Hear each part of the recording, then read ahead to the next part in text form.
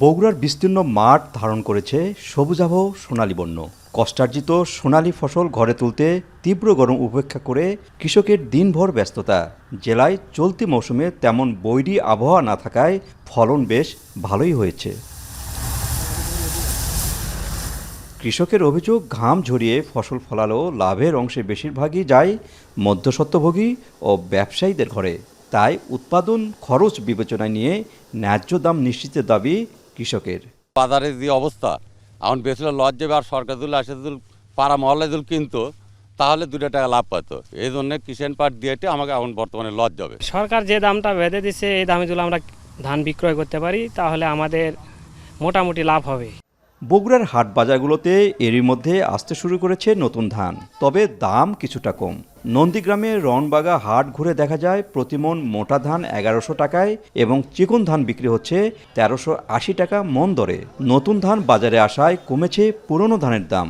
আগে ছিল 2000-2100 পুরান ধান, মানে এই চিকনটা। এখন নতুন ধান ওঠার কারণে দাম কমে গেছে। ব্যাপক খরচা, কাটার দাম 7000 টাকা বিঘে, ঔষধ বিঘেকে 5000 পড়ে গেছে। আবার হচ্ছে লাগানি আছে, হাল আছে, চাষ আছে। সরকার কিনবে যে মোটা ধান হাইব্রিড হীরা 2, এই ধানটা বাজারে এখন বিক্রি সুলানা উঠেনি, কিন্তু উঠিছে হালকা পাতলা। এই ধানটা বিক্রি হচ্ছে 1100 থেকে 1150 পরিমাণ। চলতি বড় মৌসুমে জেলা জুড়ে 36 টাকা কেজি দরে 12,000 টন ধান এবং 49 টাকা কেজি দরে 80,000 টনের বেশি চাল সংগ্রহ করবে খাদ্য বিভাগ। এরই মধ্যে গেল 24 এপ্রিল সরকারিভাবে ধান চাল সংগ্রহ কার্যক্রম উদ্বোধন করা হলেও এখনও শুরু হয়নি ধান কেনা। এতে সংগ্রহের লক্ষ্য পূরণ হওয়া নিয়ে শঙ্কা থাকলেও খাদ্য বিভাগ বলছে ভিন্ন কথা। প্রায় 12 টনের মতো আমাদের প্রকিউরমেন্ট হয়েছে। তো আশা করি যে নেক্সট উইক থেকে কিংবা 8-10 দিন পর থেকে প্রয়োজনীয় হবে এবং আমরা আশা করি যে শতভাগ অর্জন করতে সফল হব ইনশাল্লাহ।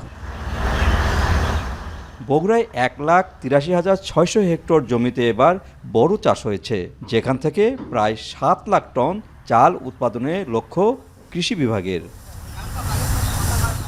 মাজেদুর রহমান, এখন, বগুড়া।